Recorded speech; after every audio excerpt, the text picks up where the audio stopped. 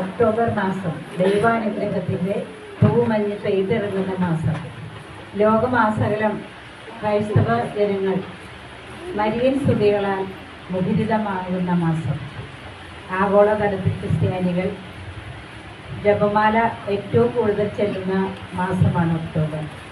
ഈ ജപമാലയിൽ നിന്ന് നമുക്ക് ഒത്തിരിയേറെ അനുഗ്രഹങ്ങൾ നമുക്ക് ലഭിക്കുന്നത് കൊണ്ടാണ് ജനങ്ങൾ ഈ ജപമാല ഭക്തിയോടുകൂടി ആചരിക്കുന്നത്.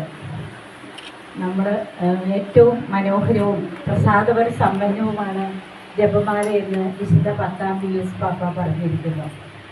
ജപമാല സുവിശേഷത്തിൻ്റെ സംക്ഷിപ്ത രൂപമാണ്. അത് ക്രിസ്തു കേന്ദ്രീകൃതവും തിരുവചനാധിഷ്ഠിതവുമാണ്. ഒരു ജപമാല നമ്മുടെ കയ്യിലൊരു കൊച്ചു ജപമാല കയ്യിൽ വെച്ച് നമ്മൾ ജപമാല ധ്യാനിച്ച് ചെല്ലുമ്പോൾ ഈശോയുടെ മനുഷ്യാവതാരം മുതൽ സ്വർഗാരോഹണം വരെയും മാതാവിൻ്റെ സ്വർഗാരോപണം വരെയുമുള്ള കാര്യങ്ങളാണ് നാം ധ്യാനിക്കുന്നത്. നാം ജപമാലയിലൂടെ ചെല്ലുന്ന ഓരോ പ്രാർത്ഥനയും ദൈവവചനമായതിനാൽ ദൈവവചനത്തിൻ്റെ ആവർത്തനം വഴി നമുക്ക് ദൈവാത്മാവിൻ്റെ അഭിഷേകം ലഭിക്കുകയും കുടുംബാന്തരീക്ഷം അനുദിനം വിശദീകരിക്കപ്പെടുകയും ചെയ്യും. നമ്മളൊരു ജപമാല ചെല്ലുമ്പോൾ വിശ്വാസ പ്രമാണം സ്വർഗസ്വനായ നന്മ നിറഞ്ഞ പറയും പിതാവിനും പുത്രനും ഈശോയിൽ തിരികെ ഇത്രയും ഭാഗങ്ങളാണ് ചെല്ലാറ്. ജപമാലയുടെ ആരംഭത്തിൽ നമ്മൾ വിശ്വാസ പ്രമാണം ചെല്ലുമ്പോൾ നാം നമ്മുടെ വിശ്വാസത്തെ യേശുവിൽ പുനഃപ്രതിഷ്ഠിക്കുകയാണ് ചെയ്യുന്നത്. 1495 ലംഷീൻ എന്ന ഡൊമിനിക്കൻ വൈദികനാണ് ജപമാലയിൽ വിശ്വാസ പ്രമാണം കൂട്ടിച്ചേർത്തത്. സ്വർഗസ്ഥനായ പിതാവേ എന്ന പ്രാർത്ഥന നമ്മളെ ഈശോ തന്നെ പഠിപ്പിച്ചതാണ്. യോഹന്നാൻ തൻ്റെ ശിഷ്യരെ പഠിപ്പിച്ചതുപോലെ ഞങ്ങളെയും പ്രാർത്ഥിക്കാൻ പഠിപ്പിക്കണമേ എന്ന ശിഷ്യരുടെ അപേക്ഷ പ്രകാരം ഈശോ പറഞ്ഞു, നിങ്ങൾ ഇപ്രകാരം പ്രാർത്ഥിക്കുകയും സ്വർഗസ്ഥനായ ഞങ്ങളുടെ പിതാവ്. ഈ പ്രാർത്ഥനയിലൂടെ ദൈവം നമ്മുടെ പിതാവാണെന്നും നമ്മളെല്ലാം ദൈവപിതാവിൻ്റെ മക്കളാണെന്നുമുള്ള ബോധ്യം ഈശോ നമുക്ക് തന്നിരിക്കുന്നു.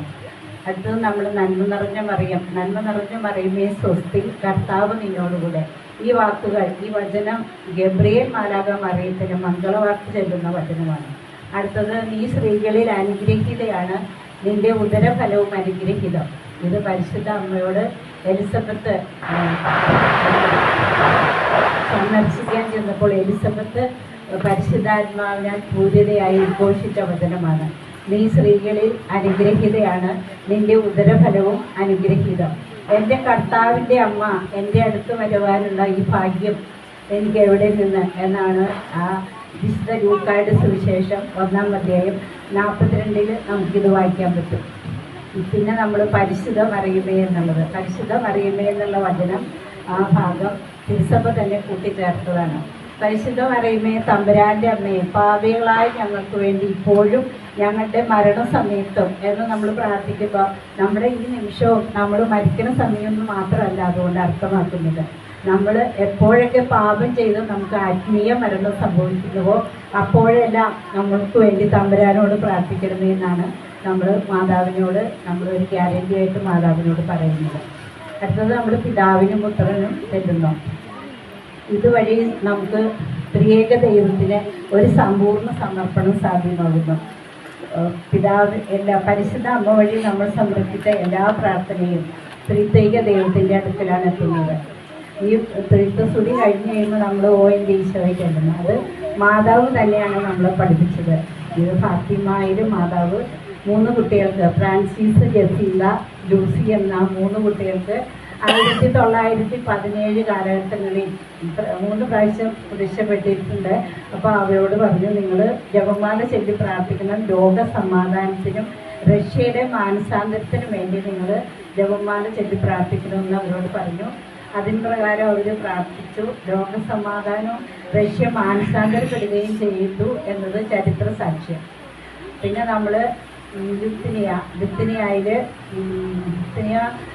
ഇറ്റാലിയൻ കത്തൂക്കൻ വൈദികനായ ലോറൻസ് ബ്രൻഡീസി ആണ് ജപമാലയിൽ ലുത്തിനിയ രചിച്ചത്.